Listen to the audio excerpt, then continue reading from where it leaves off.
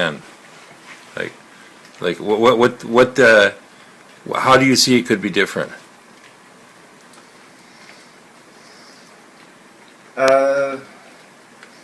There's a virtue trip involved.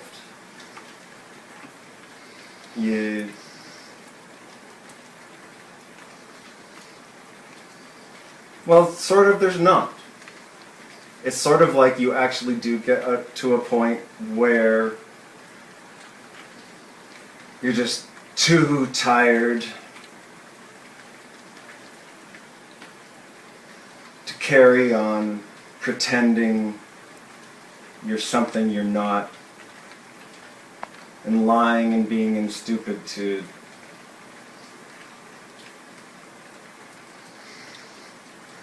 maintain it. We're all caught in the trap. All of us have really good grandparents, and all those really good grandparents all their lives have been in a naive state where they too have been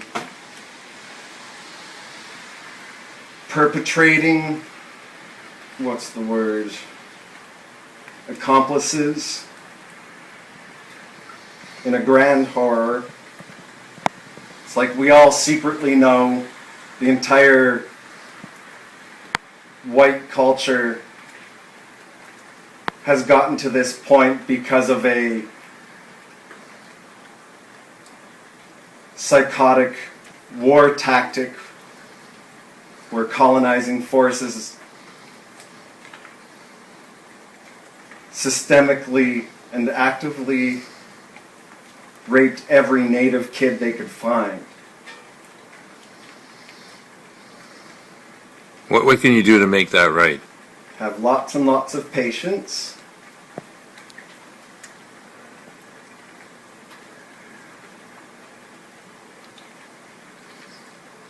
Lots and lots of patience. But what do people do now? Where's the escape?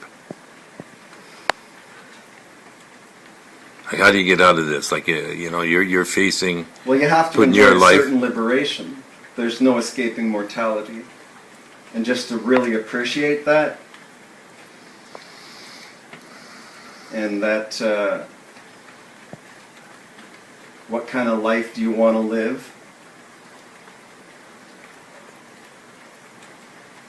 It's not necessarily about the grand potential of a whole world trusting one another. People with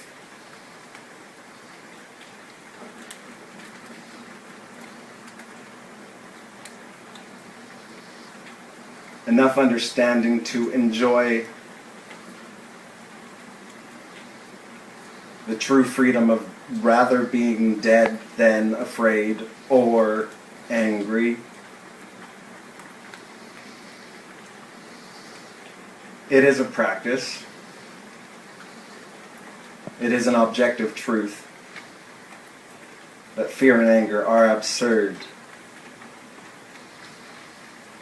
So the trick is just remembering that.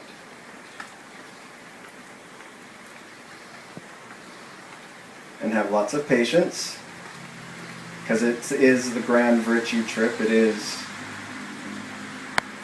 how the cosmic affects your life right now.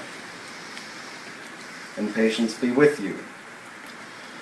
So you're in court October the 31st. And apparently, yes. What's the root of that case? It's the right to sleep case. I won't be making many more videos after this one. That's presuming people haven't heard about it yet. I get tired of explaining the whole thing over and over again. Yeah. But you're still in court. If you're interested, you can research it. Everything's on Google. I just made a fancy Google immersive map hub where you can zoom in on all these icons over the map of Canada pretty much and see videos and clips and references, and it's in order, and the main links are accessible about overviews of the grand scheme and the right to sleep campaign and the 2008 ruling that said you actually have a right to sleep. And the subsequent soap opera that followed, that included separating day and night as different things to be whatever administered. You have the right to sleep at night. So you challenge that. You challenge that. Well, it implies that there's doubt on whether or not you have the right to sleep during the day. But they say that if there are places for you to go, then you just have to go to those places that are available for you. At the same time, they must understand that there is a level of conscientiousness that supersedes arbitrary laws and bylaws. The Charter takes it into account, the supremacy of God, whatever you want to define God as. That there's a singular universe that we all exist in might be the basis of something having to do with what God is. I digress. You're being forced to tackle that law for justice. You're putting your life on the line. You're refusing to budge from the position that you're holding for your right to occupy land, and you don't specify what land, where. So it's like a... I have the right to be conscientious. Anywhere. A conscientious person does not offend. And so if someone is being offended by conscientiousness, then patience be with them. Maybe their problem is huge and grand and thousands of years old. Wow, it's a big story, man. It's a long way around all this, right?